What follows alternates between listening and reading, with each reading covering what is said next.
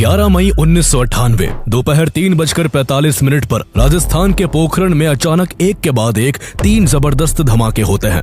अचानक धरती कांप उठती है और आसमान धुएं के गुब्बार से भर जाता है।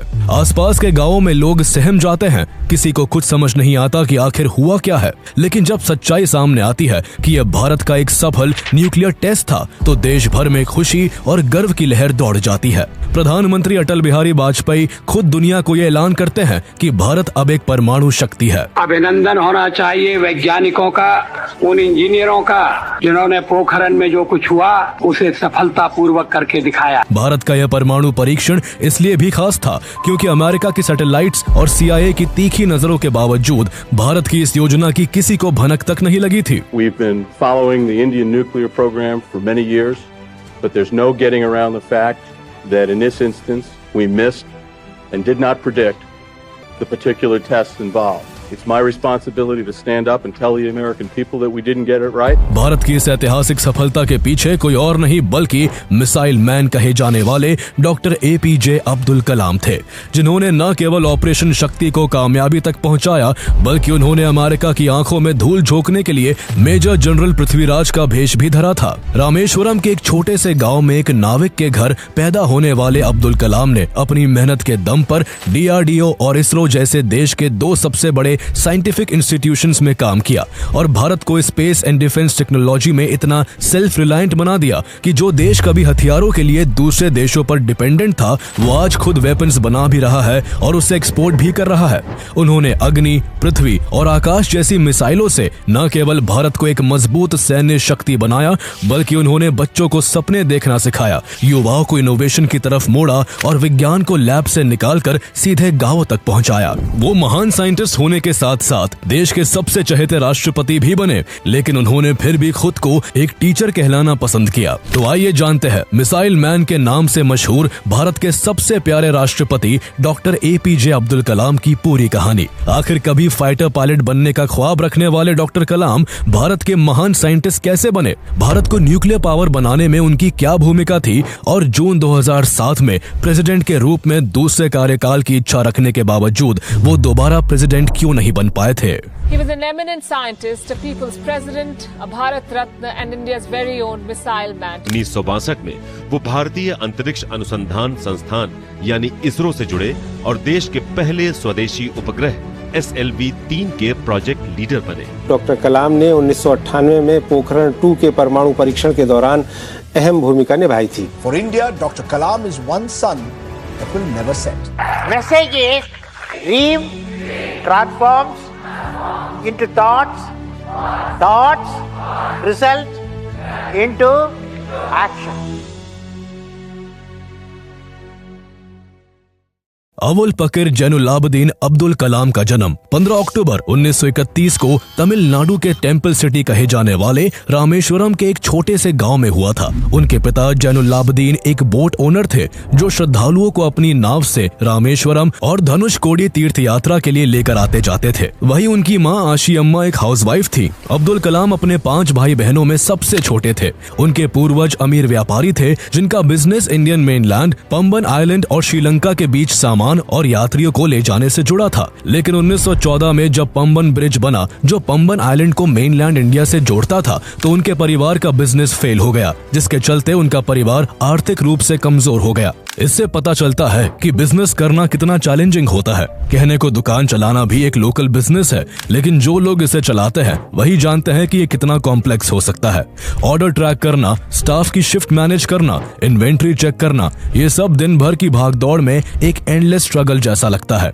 मान लीजिए लखनऊ का एक इलेक्ट्रॉनिक स्टोर ओनर जो मोबाइल फोन्स, एक्सेसरीज और गैजेट्स बेचता है, उसे कई बार प्रॉब्लम्स फेस करनी पड़ती हैं। कभी कोई मॉडल स्टॉक से बाहर, कभी साइज या कलर मिसमैच और कई बार कस्टमर्स फ्रस्ट्रेशन में बिना खरीदे ही लौट जाते हैं। लेकिन अब इन सब का एक स्मार्ट सॉल्यूशन है, ओडू point of cell. Odu POS से आप अपना रिटेल या ऑफलाइन बिजनेस बड़ी आसानी से मैनेज कर सकते हैं। यह आपकी इन्वेंट्री को रियल टाइम में ट्रैक करता है, जिससे स्टॉक आउट जैसी दिक्कत नहीं आती। और अगर आपके मल्टीपल स्टोर्स हैं तो आप हर लोकेशन की इन्वेंट्री एक जगह से मैनेज कर सकते हैं।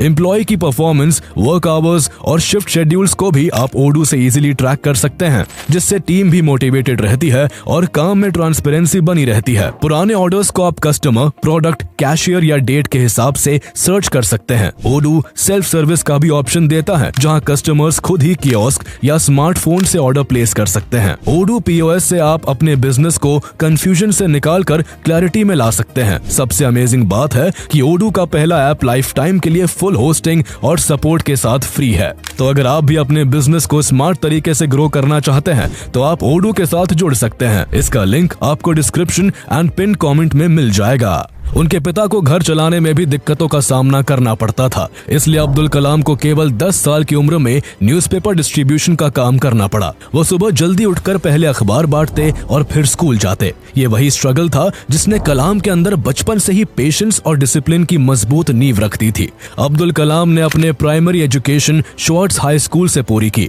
वो शुरुआत में एक एवरेज स्टूडेंट थे, लेकिन उनके अंदर कुछ नया सीखने की जिज्ञासा और कुछ बड़ा करने की आग साफ दिखाई देती थी। साल 1954 में उन्होंने तिरुचिरापल्ली के सेंट जोसेफ्स कॉलेज से फिजिक्स में ग्रेजुएशन पूरा किया। अब्दुल कलाम को पक्षियों के उड़ने का तरीका बहुत फैसिनेट करता था। वो अक्सर पक्षियों को उड़ते हुए देखकर सोच में पड़ जाते थे और यही क्यूरियोसिटी उन्हें एरोनॉटिकल इंजीनियरिंग की तरफ ले गई। इसके लिए उन्होंने मद्रास इंजीनियरिंग का एग्जाम दिया और उनका selection Madras institute of technology MIT में हो गया। लेकिन जब उन्होंने MIT की फीस सुनी तो वो काफी दुखी हो गए, क्योंकि फीस ज्यादा थी और वो जानते थे कि उनके परिवार के लिए इतनी महंगी फीस भर पाना मुश्किल है। तभी उनकी बड़ी बहन आसिम जोहरा आगे आई और उन्होंने अपने सोने के गहने बेचकर कलाम की फीस के पैसे दिए, जिससे 1955 में उनका MIT में एडमिशन हो सका। अपनी बहन के सैक्रिफाइस का जिक्र कलाम ने अपनी book my journey transforming dreams into actions में काफी भावुकता के साथ किया था।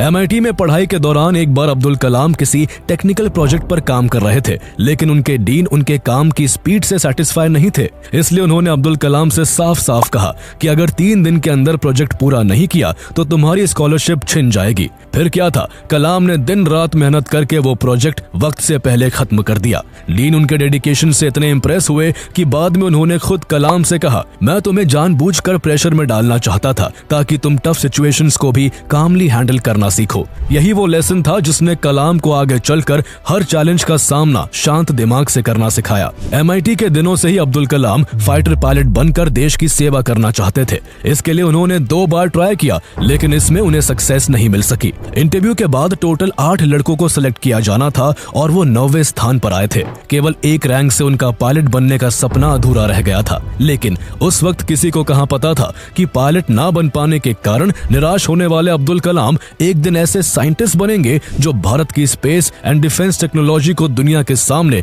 एक सुपर पावर के रूप में खड़ा कर देंगे। Madras institute of technology MIT से एरोनॉटिकल इंजीनियरिंग की डिग्री हासिल करने के बाद Abdul Kalam defence research and development service के मेंबर बने और फिर साल 1960 में उन्होंने defence research and development organisation DRDO में एक साइंटिस्ट की हैसियत से अपने करियर की शुरुआत की। DRDO में उनका पहला असाइनमेंट भारत का पहला स्वदेशी होवरक्राफ्ट प्रोजेक्ट था, जिसका नाम नंदी था। डॉक्टर कलाम ने अपनी टीम के साथ खूब मेहनत की और कुछ ही वक्त में इसे सक्सेसफुली बना लिया। इसी दौरान 1962 में जब नासा यंग साइंटिस्ट के लिए एक special rocket science training program organise कर रहा था, तब Indian National Committee for Space Research यानी INCSR के चेयरमैन डॉक्टर विक्रम साराभाई ने 10 प्रॉमिसिंग इंडियन साइंटिस्ट को वहां भेजने का फैसला किया, जिनमें से एक नाम अब्दुल कलाम का भी था।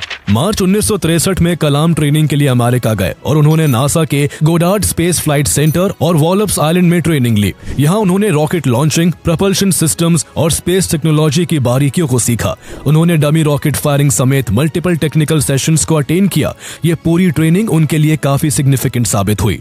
इंडिया लौटने के बाद डॉक्टर कलाम ने केरला के त्रिवेंद्रम में भारत की पहली domestic rocket launching facility setup करने में बड़ी भूमिका निभाई। इसके बाद DRDO के साथ जुड़े रहते हुए उन्होंने इंडियन आर्मी के लिए एक छोटा हेलीकॉप्टर भी डिजाइन किया। डॉक्टर कलाम में कुछ बहुत बड़ा करने का पोटेंशियल था और ये बात उनके सीनियर्स बहुत अच्छे से समझते थे।